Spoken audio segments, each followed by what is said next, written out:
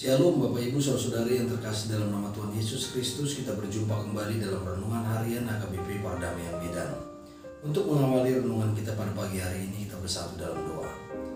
Terima kasih Tuhan atas kebaikan-Mu, atas napas kehidupan, kekuatan serta kesehatan yang Kau berikan kepada kami, untuk kami boleh melanjutkan aktivitas kami pada hari ini. Tuhan, kiranya firman-Mu yang akan kami dengarkan boleh menjadi kekuatan dan juga penuntun bagi kami untuk melakukan yang terbaik setiap aktivitas kami pada hari ini, menjadi puji-pujian dan kemuliaan bagi nama-Mu. Terpujilah Engkau ya Tuhan, di dalam nama Tuhan Yesus Kristus kami berdoa kepadamu. Amin. Bapak Ibu Saudara-saudari yang terkasih dalam nama Tuhan Yesus Kristus, firman Tuhan yang menjadi renungan pada kita pada pagi hari ini tertulis di dalam Markus 11 ayat 25. Saya bacakan bagi kita, demikianlah tertulis. Dan jika kamu berdiri untuk berdoa, ampunilah dahulu sekiranya ada barang sesuatu dalam hatimu terhadap seseorang, supaya juga Bapamu yang di sorga mengampuni kesalahan-kesalahanmu. Demikianlah firman Tuhan. Bapak Ibu Saudara-saudari yang terkasih dalam nama Tuhan Yesus Kristus, hubungan antara Tuhan, Kerajaan Allah dan pengampunan ini diajarkan Tuhan Yesus kepada kita melalui doa Bapa kami. Dan dalam doa Bapa kami itu dikatakan dengan jelas, ini mendukung dalam Injil Markus pasal 11 ayat 25 ini. Dan ampunilah akan kesalahan kami, seperti kami juga mengampuni orang yang bersalah kepada kami. Pengampunan adalah rumus terpenting untuk kita boleh menghadap kehadiran Tuhan. Tanpa pengampunan, maka kita tidak dapat menghadap kehadiran Tuhan. Tentu kita mampu untuk berhadapan dengan Tuhan karena kita telah mendapatkan pengampunan. Jika Tuhan itu adalah pengampun, maka kita pun adalah sebagai pengikut Tuhan yang memang wajib harus mengampuni. Karena kita sudah mendapatkan pengampunan dosa atas perbuatan-perbuatan kita, dari yang tidak layak menjadi layak, dari yang tidak dibenarkan menjadi dibenarkan. Oleh karena itu, pengampunan adalah sebuah dasar untuk kita boleh memperdamaikan diri kita kepada Allah. Pengampunan adalah pintu masuk kita untuk berdamai dengan diri sendiri, dengan Tuhan dan sesama. Maka di dalam pengampunan itu juga menjadi syarat mutlak ketika kita akan meminta sesuatu kepada Tuhan.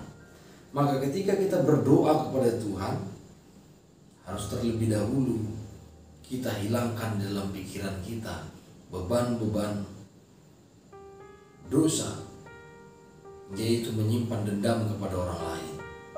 Nah, disinilah kita akan melihat bagaimana korelasi antara hidup di dalam Tuhan dengan pengampunan. Maka hidup dalam Tuhan adalah kemurahan kita yang kita lihat dari Tuhan di tengah-tengah kehidupan kita. Maka ketika banyak kesalahan, banyak kekurangan, banyak hal yang kita perlu pertimbangkan di tengah-tengah kehidupan kita ini, untuk datang kepada Tuhan, kita harus bersihkan diri kita dari pikiran-pikiran, yaitu iri dengki, sombongan, kecongkakan, dan termasuk juga adalah kita sulit untuk mengampuni orang lain. Nah, disinilah akhirnya Tuhan mengatakan di dalam doa Bapa kami itu diajarkan, dan ampunilah kesalahan kami seperti kami juga mengampuni orang yang bersalah kepada kami. Maka Tuhan akan mengampuni kita jika kita juga mau mengampuni orang lain.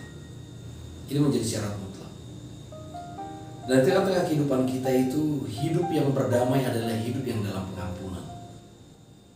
Betapa sakitnya hidup kita ketika kita terus hidup di dalam dendam, terus hidup dalam kebencian, terus memelihara kebencian dalam hidup kita setiap saat, setiap hari, maka kita yang semakin terbelenggu, maka jiwa kita akan menjadi sakit.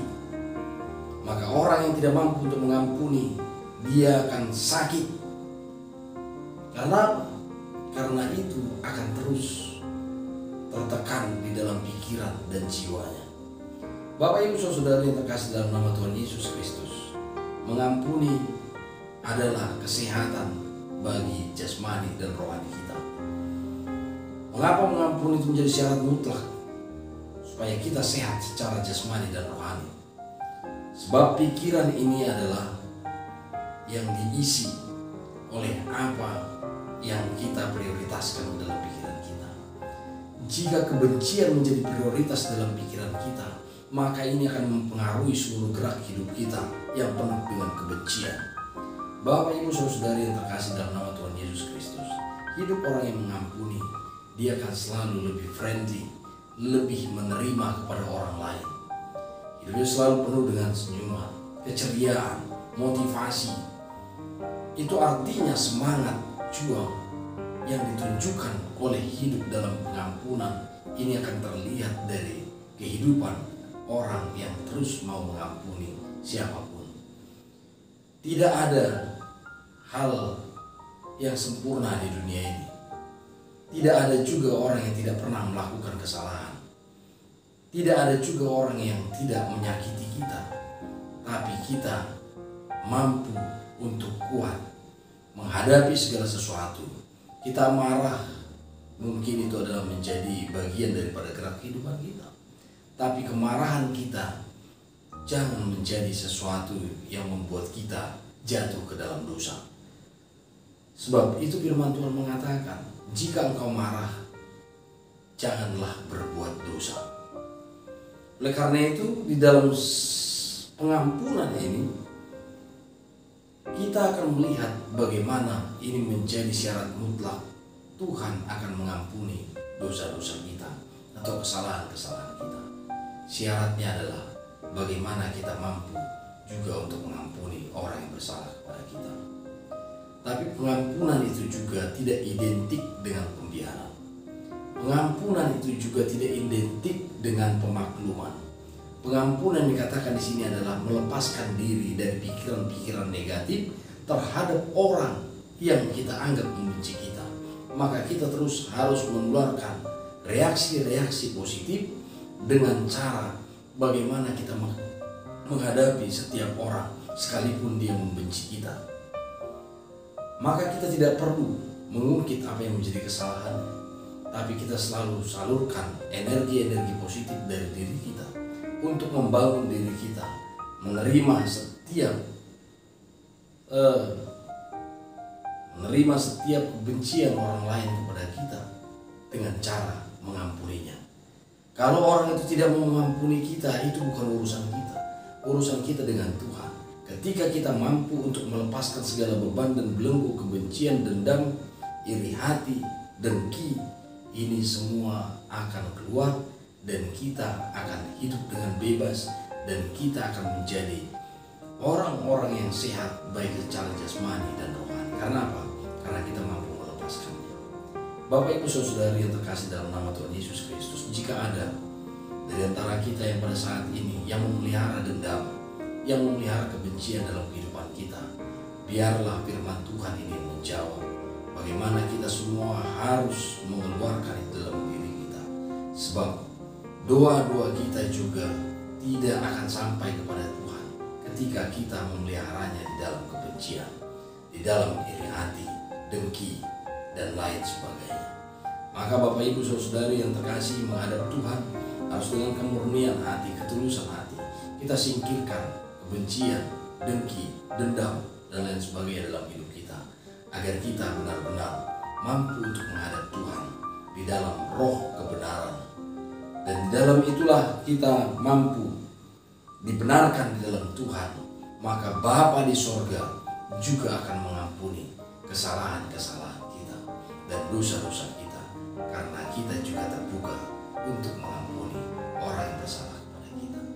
Amin. Kita bersatu dalam doa.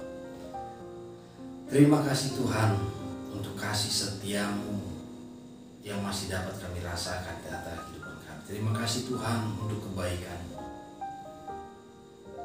Engkau mengajarkan kepada kami agar kami senantiasa setiap saat mampu untuk mengampuni diri kami, mampu untuk mengampuni sesama kami, sehingga Engkau ya Tuhan terbuka juga untuk mengampuni kami, sebagaimana dalam doa Bapa kami diajarkan, dan ampunilah akan kesalahan kami, seperti kami juga mengampuni orang yang bersalah kepada kami.